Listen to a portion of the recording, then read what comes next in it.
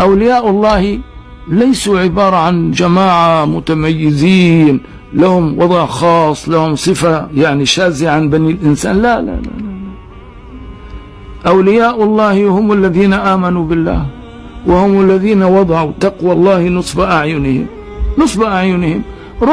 ربما ينحرفون لكن سرعان ما يعودون، ربما تشرد بهم نفوسهم إلى الأهواء لكن سرعان ما يتوبون ويعودون. نعم. فأولياء الله عبارة، ممكن كل واحد ممكن يكون من أولياء الله يا أخواننا، والله هذا شيء بسيط جدا، لكن المهم أن يكون الإنسان جامعا بين هذين الأمرين، الإيمان والتقوى. انظروا إلى قول الله سبحانه وتعالى. التقوى، ما هو التقوى؟ كثيرون هم الذين يتصورون المتقي هو الذي لا يعصي الله أبدا، لا يمكن أن تقع منه معصية. لا. انظروا إلى قوله تعالى: وسارعوا إلى مغفرة من ربكم وجنة عرضها السماوات والأرض أعدت للمتقين. من هم المتقون يا رب؟ عرفهم: الذين ينفقون في السراء والضراء، عند الغنى وعند الفقر، ينفقون في السراء والضراء، والكاظمين الغيظ والعافين عن الناس والله يحب المحسنين، والذين إذا فعلوا فاحشة أو ظلموا أنفسهم ذكروا الله فاستغفروا لذنوبهم ومن يغفر الذنوب إلا الله ولم يصروا على ما فعلوا وهم يعلمون.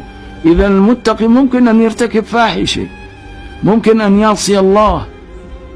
لاحظوا كرم الباري: والذين إذا فعلوا، يصف المتقين هم كذا وكذا وكذا، ثم يقول: والذين إذا فعلوا فاحشة، نعم وقعت منه فاحشة، أو ظلموا أنفسهم ذكروا الله، تذكروا الله فاستغفروا لذنوبهم ومن يغفر الذنوب إلا الله.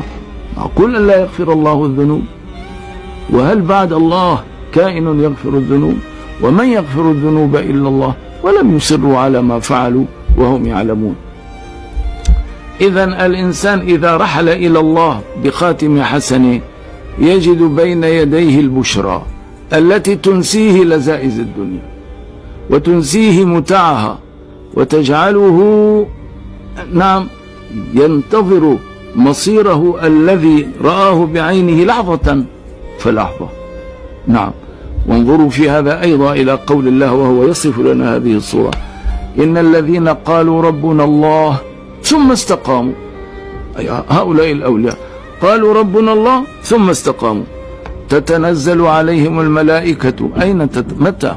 قبيل الموت في دار الدنيا، ألا تخافوا ولا تحزنوا وأبشروا بالجنة التي كنتم توعدون، نحن أولياؤكم في الحياة الدنيا وفي الآخرة، ولكم فيها ما تشتهي أنفسكم ولكم فيها ما تدعون نزلا من غفور رحيم. هل بعد هذا الكلام هنالك حاجة إلى مزيد؟ يصور لنا بيان الله عز وجل حالة الإنسان طريح الفراش الذي دنا منه الموت وشم رائحة الموت وبدأت السكرات في كيانه، وكان لا أقول من الناس المعصومين، ما في إنسان معصوم من المعصية، لكنه كلما عصى الله رجع إليه، كلما انحرف تاب إليه. نعم، هذا يكفي. نعم، هذا ماذا يقول الله عنه؟ إن الذين قالوا ربنا الله ثم استقاموا تتنزل عليهم الملائكة، ملائكة الرحمة قبل الموت. نعم، قبل الموت: ألا تخافوا ولا تحزنوا. الموت ليس كما تتصورون، ليس كما تتخيلون. الموت معانقة للنعيم الذي ينتظركم والذي تنتظرونه. نعم. نحن أولياؤكم في الحياة الدنيا، في الدقائق الباقية في حياة الدنيا، وفي الآخرة، ولكم فيها في الآخرة يعني ما تشتهي أنفسكم. هذه هي الجنة، ما تشتهي أنفسكم ولكم فيها ما تدعون نزلا من غفور رحيم. نعم. أنا أسأل الله عز وجل أن يجعل مآلي ومآلكم من هذا الصنف، وأن يبشرنا ملائكة الله سبحانه وتعالى بالمغفرة والرضوان والنعيم.